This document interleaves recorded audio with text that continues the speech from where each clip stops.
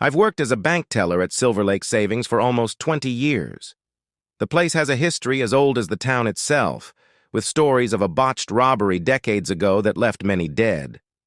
Most of us thought those were just ghost stories to spook new hires. After what happened last Friday, though, I'm not so sure anymore.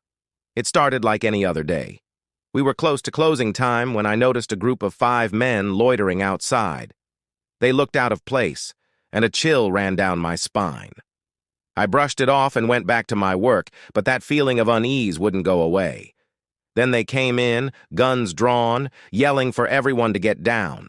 Customers screamed, and I dropped behind the counter, my heart pounding.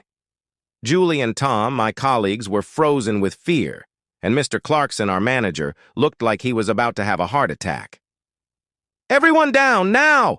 shouted the leader, a tall man with a deep voice. Tom stumbled to his feet, trying to open the vault, his hands shaking so badly he could barely work the keypad. The robbers spread out, one heading towards Mr. Clarkson's office, another towards the lobby, keeping an eye on us. Just as Tom managed to get the vault open, the lights flickered and went out completely. Panic erupted in the darkness. I fumbled for my phone to use as a light, but before I could, a scream pierced the air.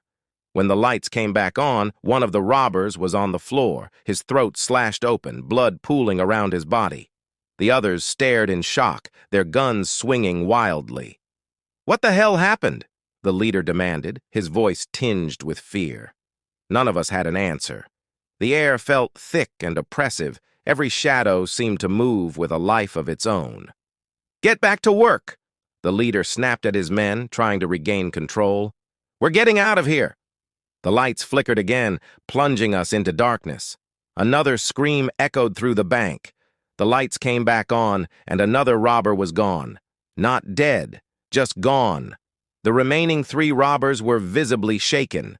The leader tried to keep his composure, but I could see the fear in his eyes. He barked orders, trying to hurry his men along, but the atmosphere had changed.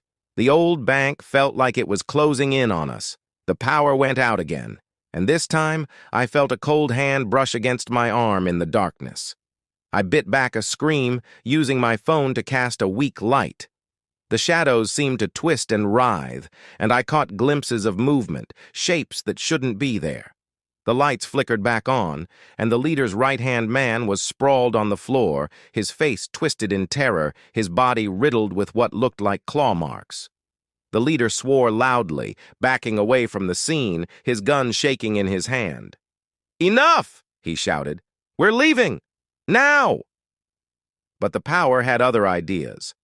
The lights went out again, plunging us into darkness.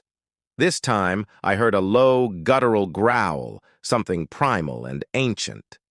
The remaining robbers screamed, their voices overlapping in a cacophony of fear. When the lights flickered back on, only the leader was left. He stood in the middle of the room, his eyes wild, his gun hanging limply at his side. He turned slowly, looking at each of us, his face pale and haunted.